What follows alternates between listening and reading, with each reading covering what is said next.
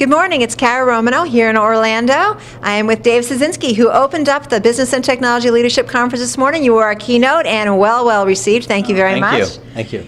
And what I really wanted to do this morning was just to talk a little bit more about staying relevant. You really kicked us off talking about growth, talking about how we need to stay relevant and how you need to understand, what's changing and how to embrace that growth. Yeah. So can you give us a few highlights? Absolutely. I think the point that I made earlier today when I spoke was that our industry is going through transformative change, really driven by a lot of demographic things that are evolving, particularly millennials coming online.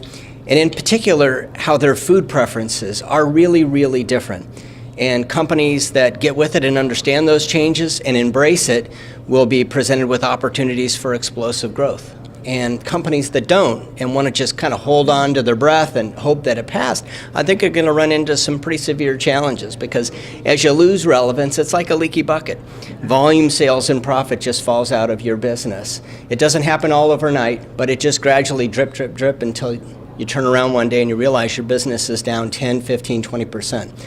And it's not cyclical, this is structural. This change, I believe, is here to last.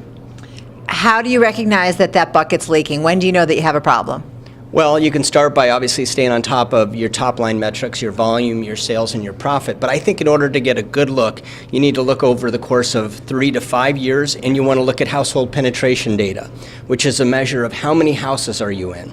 And when you see that number starting to leak, you're losing households, you know there's something going on. In essence, mom has left you, and she's fallen in love with some new brand.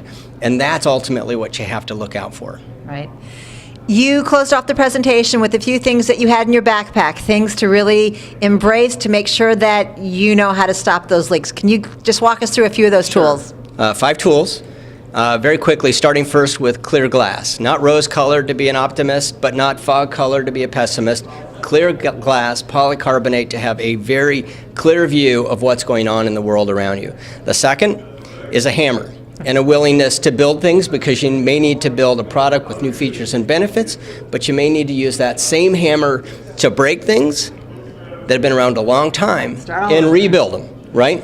The third is you need to be willing to break out the boxing gloves, because this only happens if you're willing to hit, and you need to be prepared to get aggressive and to hit. The fourth is a mouth guard, because when you start to hit, your competition is going to hit, your customers are going to hit. You may even find internally in your own organization, somebody's going to take issue with it, and they're going to want to hit you.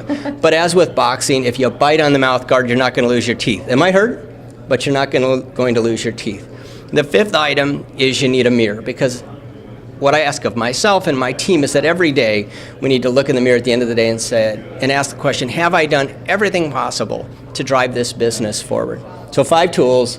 First, clear glasses. The second, a hammer. The third, gloves, boxing gloves. The fourth, the mouth guard. And then the fifth, the mirror. At the end of the day, ask the question, have I done everything I can to drive this forward? For the winners that do, I think they can appreciate explosive growth.